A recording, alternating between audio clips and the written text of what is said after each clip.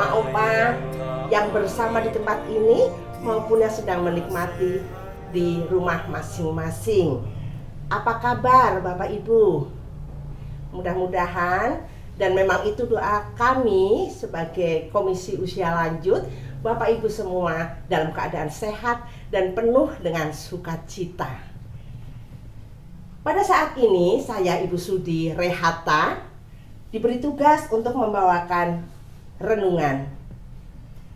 Dan renungan pada saat ini diambil dari Mazmur 77 ayat yang ke-17 sampai dengan 21.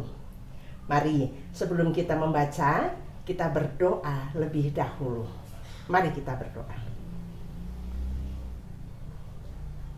Bapa di sorga, terima kasih atas waktu yang indah yang Tuhan berikan kepada kami, para orang tua lanjut.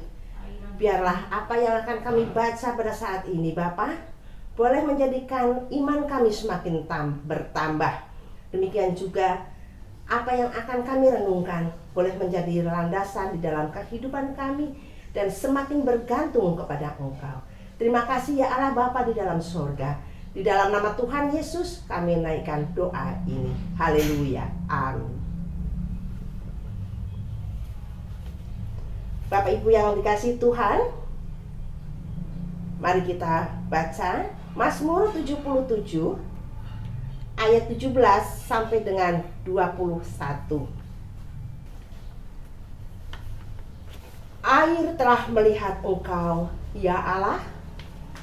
Air telah melihat Engkau, lalu menjadi gentar, bahkan samudera raya gemetar.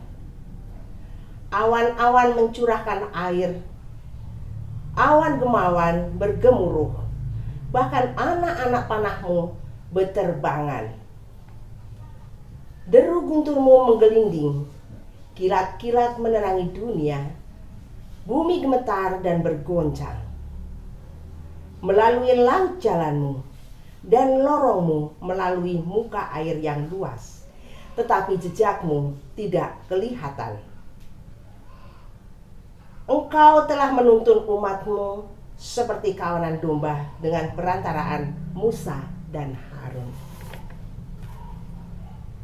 Nat kita pada hari ini diambil dari ayatnya yang ke-20. Melalui laut jalanmu dan lorongmu melalui muka air yang luas, tetapi jejakmu tidak kelihatan. Bapak Ibu yang dikasihi Tuhan Yesus Kristus, oma opa semua yang mengikuti persekutuan doa pada siang hari ini, saya akan membagikan cerita ataupun pengalaman ataupun juga disebut kesaksian sewaktu saya pergi ke Pulau Maluku, tepatnya di kota Ambon. Di sana saya menemui keponakan saya, Leslie T. Palawating. Dan dia memang anak yang sangat baik. Dia selalu membawa saya jalan-jalan. Dia mau mamanya di sana, saya harus melihat kota-kota Ambon, tempat-tempat wisata, supaya saya ke sana tidak sia-sia. Soalnya ya maklum, usia sudah senja. Bapak Ibu yang dikasihi Tuhan Yesus Kristus, saat itu kita mengadakan perjalanan, dan di tengah jalan kita bertemu dengan teman-teman gerejanya. Kemudian kita bersama-sama menuju Pulau Pombo. Bapak Ibu yang dikasihi Tuhan, menuju Pulau Pombo berarti kita harus menyeberangi lautan. Menyeberang lautan, padahal saat itu saya belum bisa berenang. Bisa bayangkan, rombongan kita naik 2 speedboat, karena waktu itu hanya 6 orang, 1 speedboat dengan 3 penumpang dan 1 jurumudi. Sangat bergoncang Bapak Ibu. Saya sangat takut, itu belum jalan. Begitu mulai jalan saya bingung, kok nggak pakai pelampung. Kemudian saya tanya sama jurumudinya, Bapak, Kenapa kita nggak dipakein pelampung? Ini kan perjalanan di tengah laut, di tengah samudera, bukan di antara pulau-pulau, tetapi di lautan luas. Tapi apa jawab Bapak jurumudi tadi? Dia malah tertawa mendengar pertanyaan saya. Dia bilang, hehe, Ibu, orang sini kalau nyebrang saya pakai pelampung. Yang artinya orang sini kalau menyeberangi lautan itu tidak membutuhkan pelampung, tidak pakai pelampung, karena orang situ tuh, khususnya orang-orang di perairan Ambon di situ adalah orang-orang yang pandai berenang. Sedangkan saya belum pintar berenang. Bapak Ibu, Oma Opa bisa bayangkan betapa takutnya saya, gemetarnya saya, ngeri saya melihat perjalanan seperti itu. Speedboat itu kencang sekali lajunya, melaju dengan kencang di tengah ombak yang begitu besar. Kalau ombaknya datang, berarti kita terbang, kemudian jatuh, puak, kita berteriak. Apa yang bisa diteriakkan? Saya hanya berteriak, Tuhan Yesus tolong, Tuhan Yesus tolong. Setiap jatuh saya bilang, Tuhan tolong.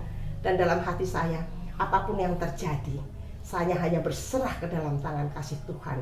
Karena ya itulah yang dapat kita lakukan, berserah kepada Tuhan. Luar biasa kasih Tuhan. Akhirnya rombongan kami sampai ke Pulau Pombo, dan kami boleh dan dapat menikmati Pulau Pombo dengan penuh sukacita. Tapi tidak lama Bapak Ibu, Oma Opa. Karena apa? Karena air naik, jadi kita harus kembali. Puji Tuhan kita bisa kembali. Perjalanan lebih santai karena kita mengikuti arus, tidak menabrak ombak.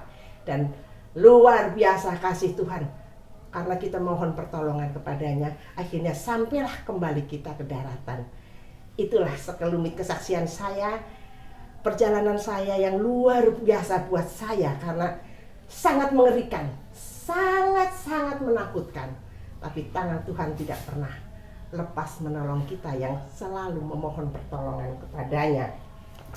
Seperti juga kata pemazmur, terkadang tidak bisa membayangkan bagaimana bisa kita melewati semuanya itu.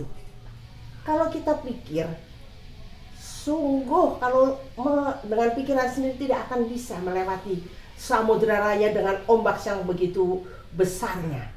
Tapi kasih Tuhan luar biasa, yaitu melalui laut jalannya dan lorongnya melalui muka air yang luas. Meskipun dia tidak meninggalkan jejak kakinya. Itu yang menjadi pegangan kita. Tuhan tidak perlu menapakkan kaki, melihat kaki Tuhan, tetapi penyertaan Tuhan tidak pernah tidak kita rasakan.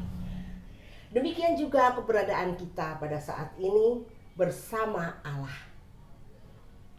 Meskipun kita semua tidak melihatnya, Dia tetap menuntun umatnya seperti kawanan domba. Ada di ayatnya yang ke-21. Dia tidak takut pada arus dan badai kehidupan, karena kekuatan dan keberaniannya tiada batas. Selain itu, Sang Gembala menuntun kita melalui perantaraan sesama kita. Apa itu dan siapa? Ya, sebagai contoh, Dia memimpin umat Israel dengan perantaraan ya Musa dan Harun. Dan Dia juga menuntun kita melalui nasihat bijak dari kedua orang tua kita, yaitu ayah dan ibu. Setelah dewasa berumah tangga, dari suami ataupun istri yang bijak. Juga melalui seorang sahabat. Sahabat adalah teman. Teman bukan sahabat. Itu sahabat bisa menuntun dan memberikan yang terbaik kepada kita, apa yang kita butuhkan. Demikian juga dari tangan-tangan yang Tuhan pilih, yang terulur kepada kita. Oma opa yang dikasihi Tuhan, Tuhan kita adalah gembala yang perkasa dan lemah lembut. Dia menuntun kita menyeberangi kehidupan yang penuh dengan bahaya. Kenapa disebut penuh dengan bahaya? Karena kehidupan kita tidak bisa dan tidak akan mulus. Tentu saja ada banyak cobaan. Cobaan apa saja? Sakit penyakit. Kita adalah orang-orang yang sudah tua, manula, ya. Orang yang usia lanjut, tentu saja banyak cobaan sakit penyakit. Atau juga ekonomi. Atau juga rumah tangga. Dan masih banyak lagi.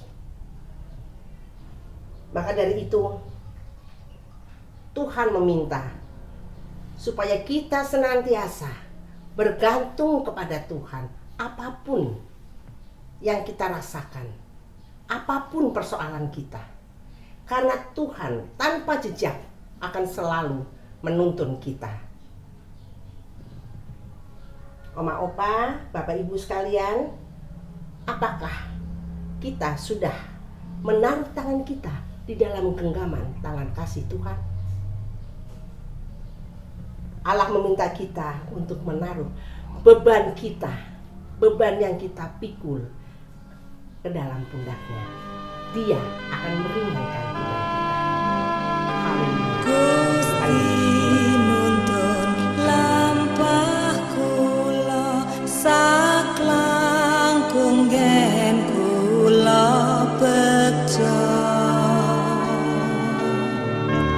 tengah pundi puruk mami tansah kula dipun kanthi nggih Gusti kang nganti mami astanya piyambak kang nganti sonderek teng pundi-pundi